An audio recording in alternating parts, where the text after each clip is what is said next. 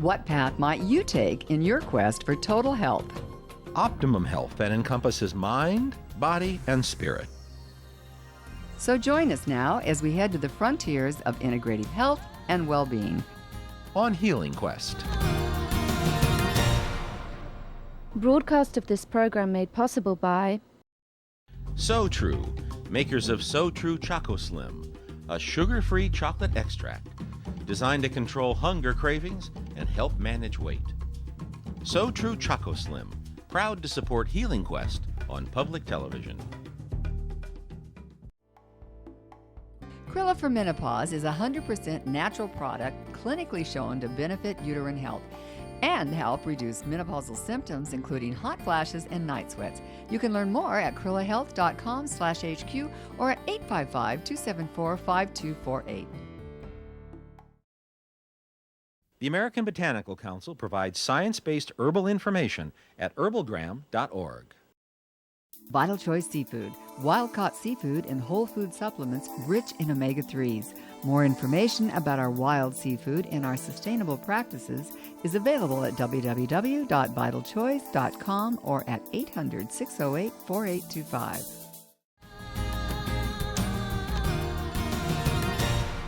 Genetically modified organisms, or GMOs, have sparked worldwide controversy. On one side of the issue are major multinational biotech corporations. Well, on the other side, initially they were just academics and grassroots activists. But increasingly, top executives from the business and foundation worlds are speaking out, and they're voicing serious concerns. Now we've opened up Pandora's box. We are now learning just how dangerous these foods are. We do not have to go down these pathways. It may seem like a long way from street protests to the executive suite, but when it comes to GMOs, that gap is shrinking fast. John Wood, Sally Fallon Morell, and Frank King represent a cross-section of CEOs who've come out against genetically modified organisms. All three have built impressive national organizations. John Wood's company is the leading firm in the U.S., supplying grass-fed beef directly to consumers. Sally Fallon Morell is president of a foundation which is working to improve modern diets by eliminating chemicals and additives in favor of natural nutrition, especially healthy fats. And Frank King is a naturopathic physician and developer of hundreds of homeopathic medicines, in addition to being a fourth-generation farmer. All three are concerned about the fact that as much as 90% of food in a typical supermarket contains GMO ingredients. And all three know a lot about agriculture. I was involved in production commodity agriculture back in the 1970s, and we were introduced to Roundup. Roundup is now the world's most popular herbicide. Its key ingredient, glyphosate, is increasingly being linked to a wide range of health problems, including gastrointestinal disorders, infertility, and cancer. And concerns are growing about the effect of GMO herbicides on topsoil. You've got more microorganisms in a thumbful of soil than you do people on planet Earth. Plants depend on healthy microorganisms in soil, but chemicals can kill them, upsetting the natural balance in topsoil that's essential to the world's food supply. A particular danger of GMOs that affects everyone, whether you eat them or not, is the use of the herbicide Roundup, which is destroying our soil. In addition to running an influential national foundation, Sally Fallon Morell owns and operates a 92-acre farm in Maryland. One of the things we're trying to do at our farm is encourage farmers to grow native species and so that we can feed them to our animals. One of my concerns about GMOs, there's very few cultivars, very few species that are being planted.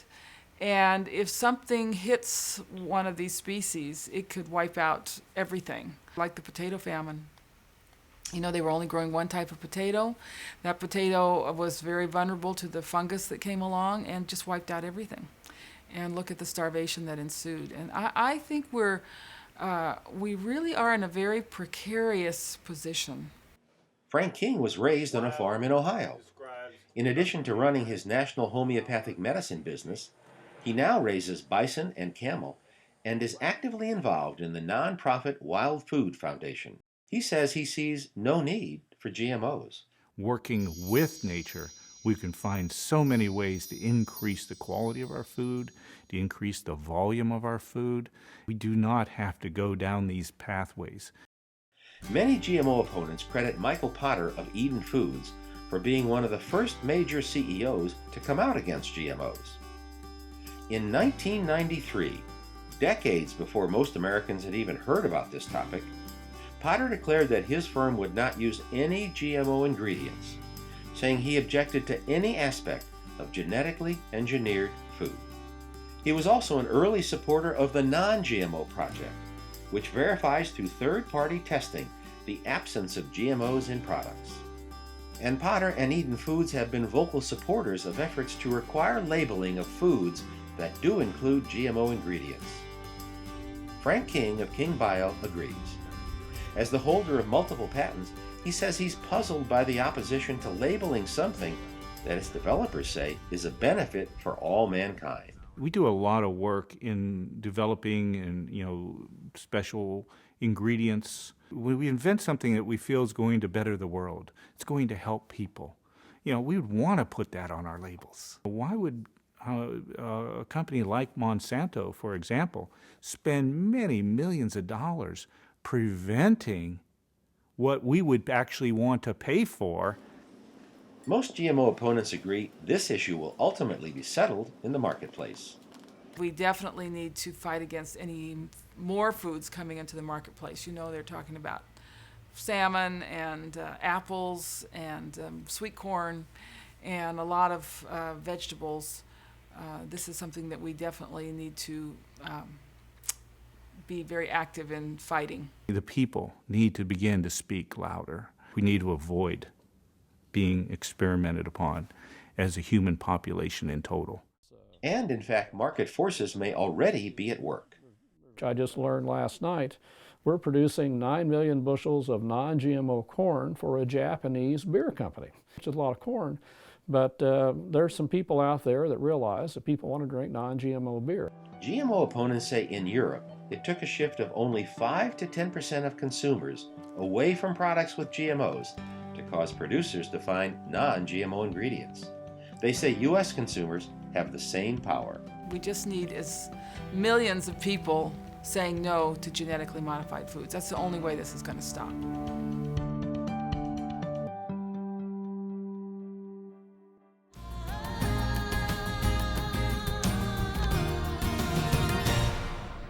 This healing quest we've been on for the past 10 years has many, many wonderful aspects. Yes, but one of the best parts is the opportunity to meet some truly amazing innovators and healers. That's why we think you're really going to like the subject of our next report, who is an amazing trailblazer. Bear Walker's healing skills span an impressive range from high-tech expertise to Native American wisdom. I'm an earth medicine practitioner, which means I use the teachings of my grandfather that go back in our lineage 7 generations of healers within the Bear clan. And I also honor the studies that I've done since then, which have taken me around the world and through many different incredible practices here in the U.S. I grew up in an Anishinaabe reservation between northern Michigan and Canada, an area called the Thunder Bay. By the time I was 18, I left the land. I left the reservation, the forest land.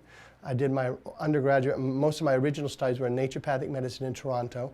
Bear then did a residency in clinical ecologies at the University of Pittsburgh, followed by a stint at NASA involving a space-age diagnostic system. I was able to explain to them what the testing meant across the board to how the whole body works. So I was there for off and on 2 years, and then I've been in private practice developing integrated programs with such hospitals as Columbia Presbyterian or Beth Israel for over 25 years. The particular equipment I use is called a BioTracker. So we're still looking at that lingering bacteria in the area of the throat. That's still something we have to work with.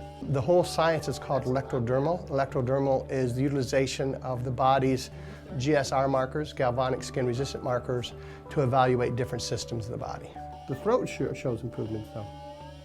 Now we're looking at ear and sinuses that are a little more congested. Are you feeling that as well? Yeah. It's used extensively across the United States. It's used in Europe. I've had a chance to teach this in London at the Hale Clinic, in Vienna at the International Integrated Medical Association, in Munich. I've been to Korea teaching this equipment. I've really been around the world showing doctors and people how this equipment works. Bear says the system is also effective for clients who can't come to his offices in New York City and Connecticut. They can actually send me a saliva sample, and with that saliva sample off their DNA, I'm able to do all the same testing I could do if they're in person. Laken Hugenberg is a star athlete in Northeast Missouri. She's been swimming competitively since she was 4, but not too long ago she began to have difficulties. It was a couple years ago, and she was going to swim practice, and after practice she would say, you know, I'm not really breathing very well. I'm having a hard time breathing. And then it's not like the only place I really noticed it, only swimming usually. So it felt. And what did you think was going on? I didn't know, I thought that I just was maybe sick sometimes or couldn't breathe. A friend told Laken and her mom about Bear Walker, so they sent him a Q-tip with a DNA sample of Laken. Bear responded with major changes to her diet. I would say within the first month, she was breathing so much better in the water, and it was just tremendous. I couldn't believe it. Bear also focused on the minerals in Laken's diet. We do the Q-tip test with him at least once a quarter, and different times he'll say, hey, right now she's running low on potassium. We need to make sure she has more potassium. You know, there's a lot of times she needs the calcium supplement, the Cell Wellness calcium, those type of things. Elizabeth Sampson sought Bear's help in person for an extreme case of adrenal fatigue. I ended up in ICU. It was a 4-day stay in the hospital. Right after my hospital stay, I ended up coming to see Bear, and he did all the testing on me with the machine. And what they found out was that, in fact, my adrenals were completely exhausted, and I was very, very, very sick. So he started me on a regimen. I was on herbals, I was on homeopathic, and I was also on the Cell Wellness. And he had me on the detox, the Fumic detox, and he also had me on the Superior Trace Minerals. Bear says he's increasingly concerned about the effects of genetically modified organisms. Some of the things that are being created chemically in this world right now, sadly, are going intercellular way faster than they were before, including things that are GMOs and things like that that are really, really toxins in our society. He also says bioenergetic testing can actually detect GMO exposure at a cellular level. Within my computer system, I can tell a person's not only exposure to, but how much that exposure is actually affecting their cells, because everybody is likely to have had an exposure. You have a 99% chance today, unless you've eaten very, very carefully, to have eaten a GMO-based food. Statistically speaking, over 90% of the people need to have something that they can take that can cleanse out the intercellular fluids. To help deal with that, Bear co-founded a firm that's developed dietary supplements to provide nutrients at a cellular level. Bear says that support is needed now more than ever. He's increasingly finding a shortage of magnesium in his clients because of plants grown in soil depleted by chemical fertilizers and pesticides. You have over 300 enzymes and cofactors in your body. Every one of them have magnesium in the cycle. I guarantee you're not getting in your diet. That's why trace minerals. But trace minerals is more than magnesium. It's the combination of magnesium, manganese, copper, which is an important micro trace unit, iodine, zinc, all these things that are so important for cell function. In his career so far, Bear says he's met and worked with over 50,000 patients. He says keeping cells healthy is increasingly difficult in our toxic world. But he also says it can be done with help from modern technology and the Native American earth medicine he now carries forward.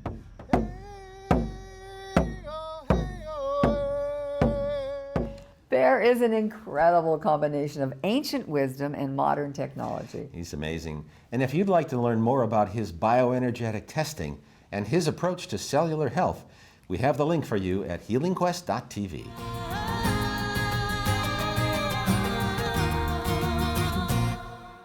Food as medicine is a big topic for us here at Healing Quest. That's why we're so pleased to have been able to spend some time with Margaret Floyd.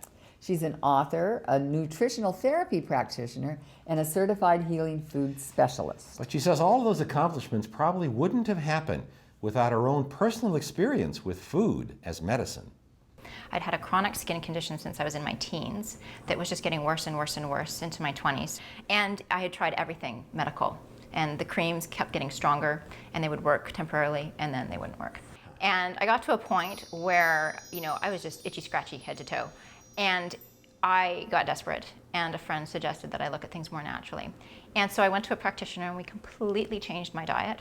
And within 3 weeks, that chronic skin condition I'd had since my teens went away and has literally never come back. It took me a little while to catch up in terms of making this my choice of career. But I have been working in this field for many years now. I've written a couple of books on the topic, and I love it. If you think about it, every single cell in your body was once food. And that's profound. That means that there is no function or structure in your body that is not directly impacted by what you eat. There's not one health condition out there that does not benefit from an improvement in your diet. So today, Margaret is going to help us improve our diet and our health by tapping into traditional wisdom. In fact, we're going to learn about something that may predate fire in terms of cooking. We're talking about fermenting or culturing our foods to preserve them and to enhance their nutritional value. We're going to start by making our very own culture starter. And now I do want to say you can buy these commercially, but they're expensive and they're really hard to find. The Nourishing Traditions Cookbook is where I got all of these recipes. And the Nourishing Traditions Cookbook is what launched me on this path of healing foods. All you need, it's very simple. You need a strainer, a bowl of some sort, and you need either a dish towel. I'm using a cloth napkin. If you have cheesecloth, you can use it, but that's kind of an extra thing most people don't have lying around. So I'm just going to show you with a cloth napkin. You're going to line the strainer with this cloth napkin, and then you're going to use yogurt. That's our magic ingredient, and pretty much everyone has yogurt in their fridge. Now we want unflavored yogurt, full fat yogurt. We want it to be organic, very, very important, and just plain old yogurt. Now, don't get Greek yogurt, because Greek yogurt has been whipped, and what I'm about to show you doesn't actually work well with Greek yogurt. And it does help to look on the label and make sure that there's active bacterial cultures in it.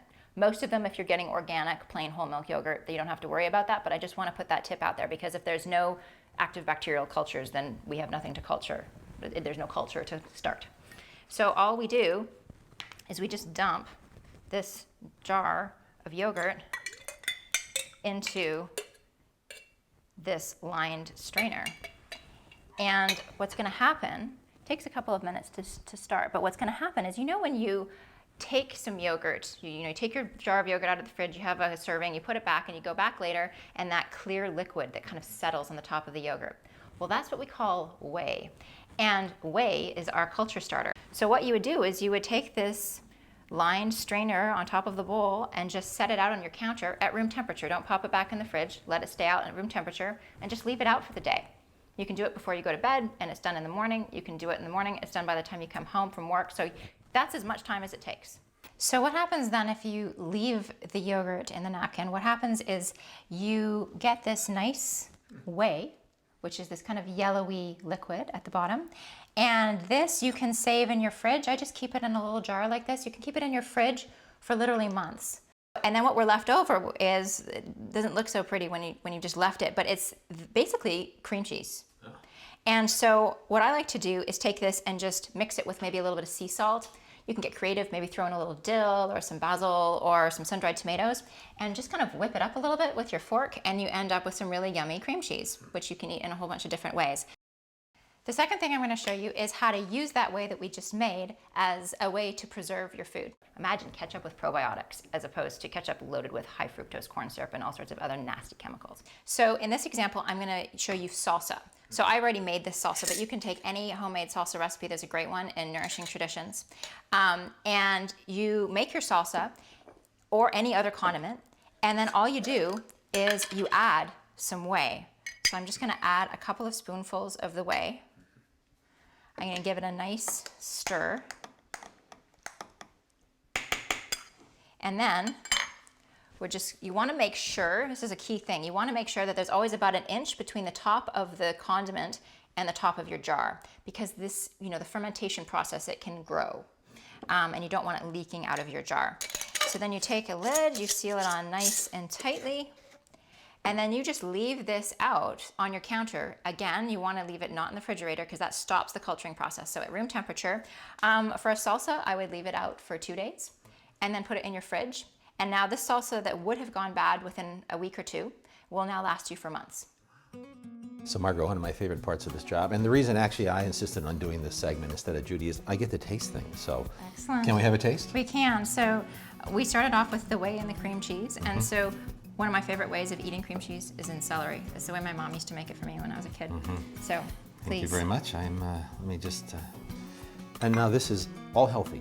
All healthy. Oh, wow.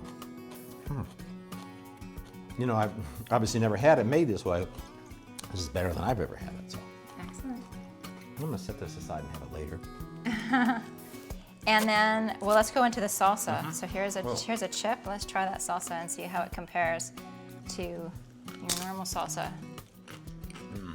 Oh, boy. I may need to have a little more, a bigger sample. Just to make sure.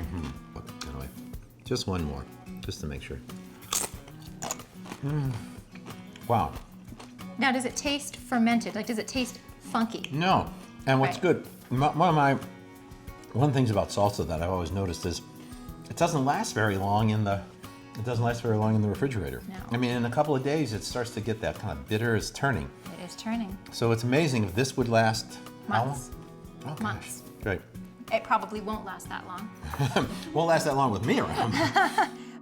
And as always, if you'd like more information on Margaret, her books, or the Nourishing Tradition cookbook that she mentioned, we have the links on the Healing Quest website.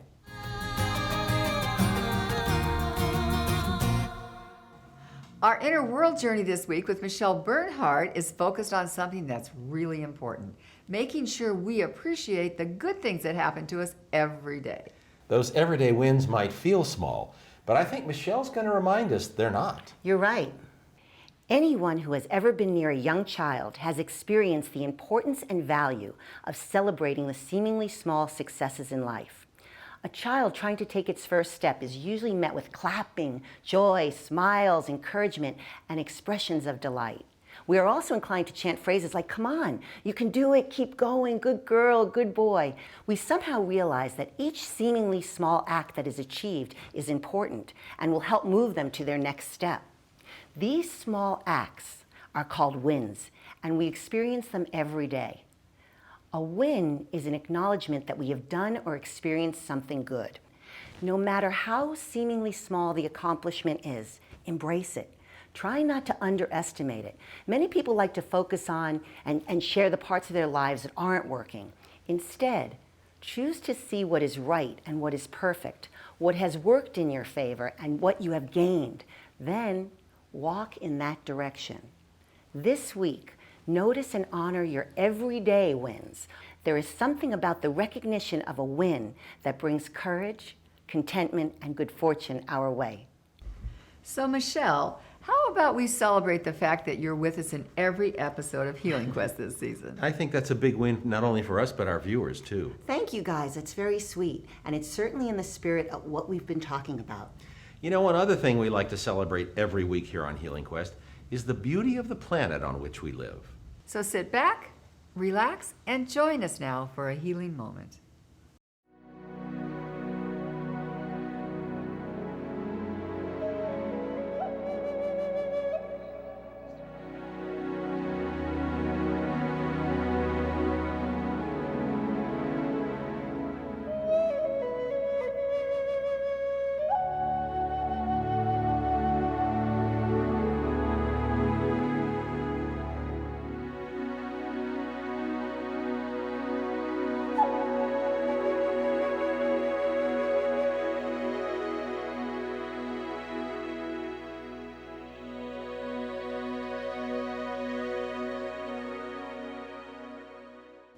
That's our Healing Quest for now, Thank you for joining us We look forward to seeing you next week. right here. on Healing Quest.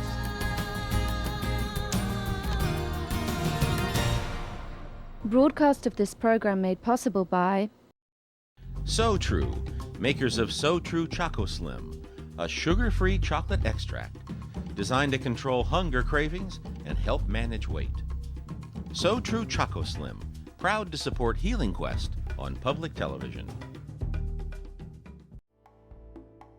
Krilla for Menopause is a 100% natural product clinically shown to benefit uterine health and help reduce menopausal symptoms, including hot flashes and night sweats. You can learn more at krillahealth.com/HQ or at 855-274-5248.